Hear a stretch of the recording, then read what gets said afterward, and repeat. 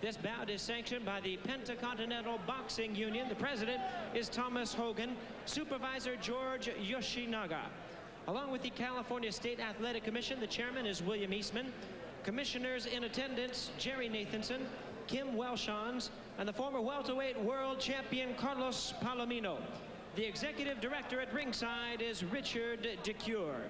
Presenting to you at this time, the judges as appointed for this title bout, Gwen Adair, Raul Cais, and Larry Rosadia. Presenting to you the referee in charge of this bout. He will be giving instructions after the introductions, Lou Filippo. All right, fans, here we go with the main event of the evening, the Pentacontinental Flyweight Championship, scheduled for 12 rounds of boxing. I introduce to you first the challenger. He is on my right, fighting out of the blue corner. He enters the ring wearing gold trunks with black lettering and hailing from Oaxaca, Mexico. He weighed in at 111 1/2 pounds, and his record includes 19 wins, 12 losses, 2 draws, with 11 wins coming by way of knockout. He is a former Continental America's light flyweight and flyweight champion. Introducing Javier Olímpico Juarez. And his opponent across the ring. On my left, fighting out of the red corner, is the defending champion. He enters the ring wearing multicolor sequin trunks and hailing from our nation's capital of Washington, D.C. His weight was the same at 111 1/2 pounds, and his fine record includes 18 wins, only 1 defeat, with 11 wins coming by way of knockout. He is currently ranked the WBC number 5 flyweight in the world. Welcome the current Pentacontinental Flyweight champion, Mark Too Sharp Johnson. Once again, here's your referee in charge, Lou Filippo. Okay, you both had your instruction in the dressing room. Give me a good fight. Shake hands, please. All right, let's check the tail of the tape on these two fine fighters. The champion, Johnson, is 5'3". That makes him 3 inches taller than Juarez. They're both in at 111 1/2. He is 6 years younger, as Juarez is 28, Johnson 22, and he has 5 inches in the reach department. The rules governing this bout: 10-point must system, 3 knockdown rule is in effect. A standing 8 count is in effect. Neither fighter can be saved by the bell. The referee or the doctor can stop the fight. And here they go. Scheduled for 12. Johnson is the southpaw. Johnson, in his trunks, Rich, while they're not nearly as spectacular as those of a Jorge Paez, they are interesting nonetheless. Oh, yeah. It looks like somebody in the construction road building business. He's got right-of-way, one-way, arrows, and an interesting set of they're interesting trunks, no question about it. Well, he definitely has the yield right-of-way sign strategically placed there. And he'd give Macho Camacho a good run for his money when it comes to trunks. He would indeed. All right, that aside, Javier's in the gold trunks. Javier Juarez. Johnson, quick-handed, very good boxer.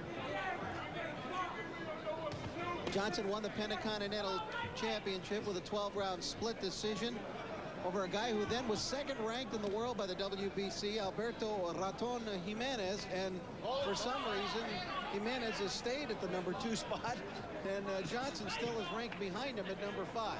Maybe the Rodney Dangerfield of light flyweights as he goes along, wondering why he can't get more respect than that. Although people who watch fighters and know about boxers certainly think that he is a very fine fighter. The Pentacontinental champion, Johnson, he's a broad-shouldered kid with quick hands, good boxing skills. He's on a streak of 17 straight.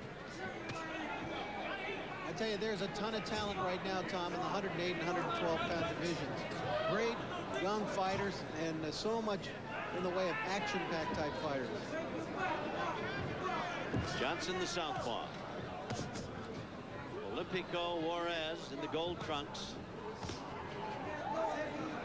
Johnson will mix it up with you. He's not a guy who has one punch knockout power. He will sting you with very sharp type punches. There you see those stinging kind of jabs that he throws, and eventually try to wear you down. Not just overwhelm you with the amount of shots that he's going to throw at you. And he's got a big reach advantage, Rich, of about 6 inches, so he can bang away at you long range and keep you off him. Score repeatedly. Tom, you alluded to it in your pre-fight commentary in terms of the opposition faced by Juarez. He has, in fact, faced far better opposition than has Marcellus Johnson. That's the good news. The bad news is he's lost to most of them. Yes, he has, but he's had a good account of himself. For example, Melchor Castro, he had down in that fight and eventually was disqualified under a headbutt. And with Ricardo Lopez, another world champion, he fought, he took him the distance.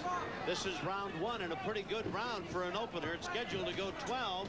Johnson and Juarez, and we'll be back to see about round 2 in a moment. Round, that's Juarez in the gold trunks. The champion, Mark Too Sharp Johnson, in the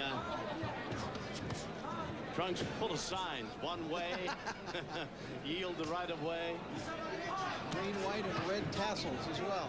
One of the wags at ringside said that Javier even looked a little bit like Chico Marx. He does have a facial resemblance to one of the great stars of yesteryear. I wish you hadn't brought that one. I wish I hadn't either. Waiting for those clinches to see if he picks up Johnson's leg and holds it in his arm. His brother Harpo's fighting the semifinal immediately following this one.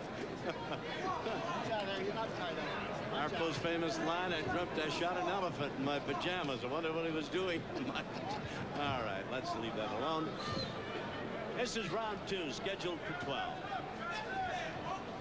Johnson's the champion.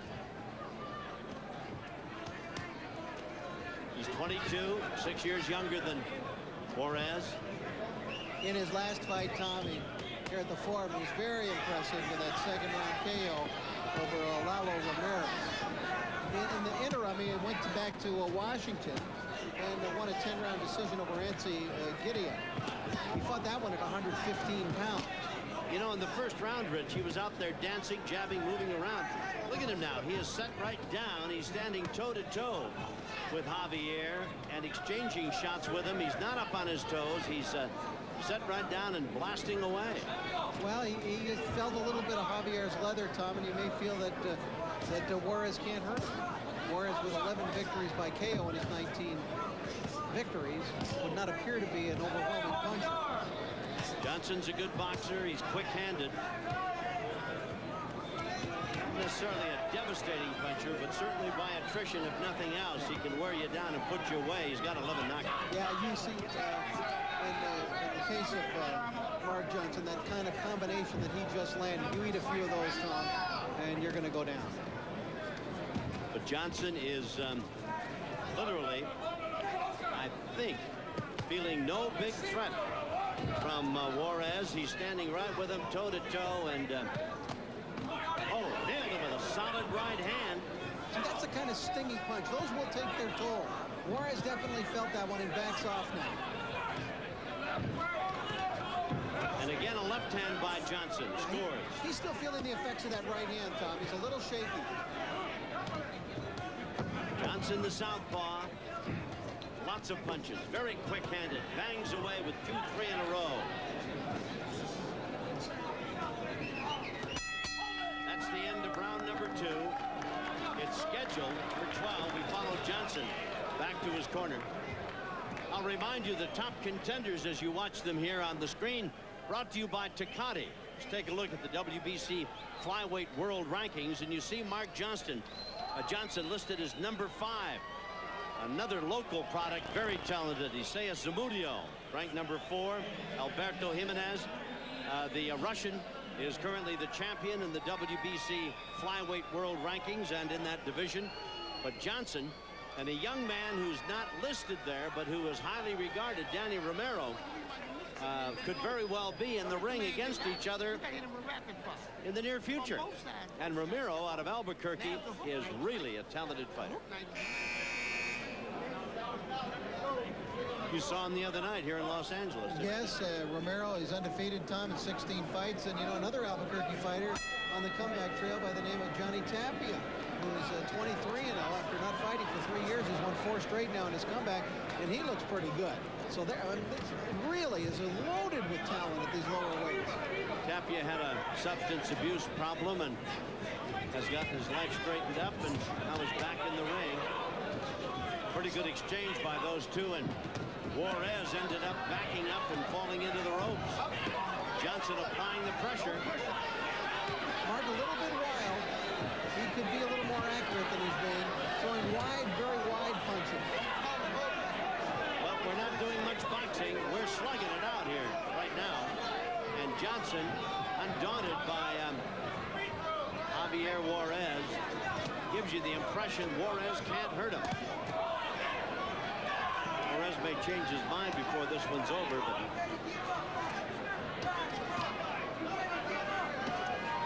boy, Mark Johnson just willing to stand right there and exchange with him.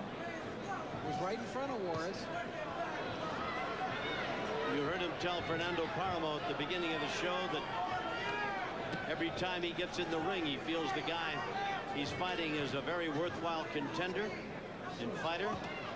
He expects nothing but the best. Pretty good left hand that he lands with, catches a right thrown by Juarez.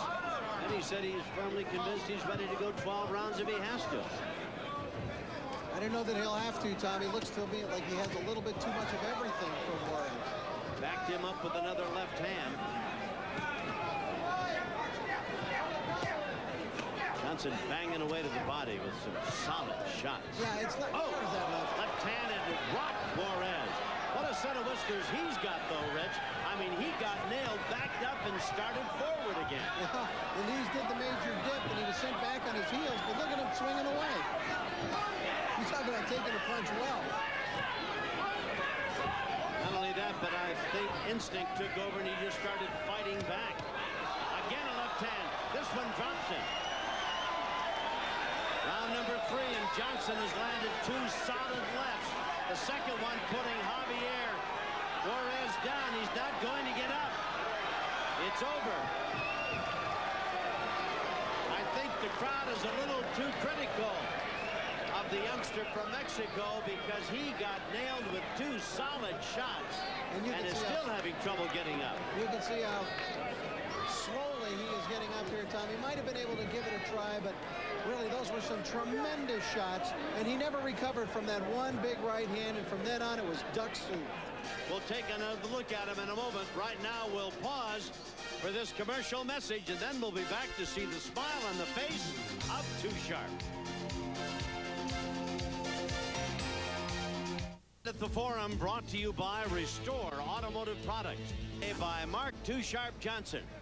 I mean, he sat right down to business in the 3rd round and nailed Javier Juarez with a couple of solid shots, the second one putting him down. Jimmy Lennon Jr.'s got the official time of the knockout. Ladies and gentlemen, this bout has been stopped at 2 minutes 24 seconds in round number 3, retaining his title, winner by way of knockout, and still the Pentacontinental Flyweight champion, Mark Too Sharp Johnson. Just in case you didn't know, you could see Mark saying Mark Too Sharp Johnson in unison with ring announcer Jimmy Lennon Jr. Well, which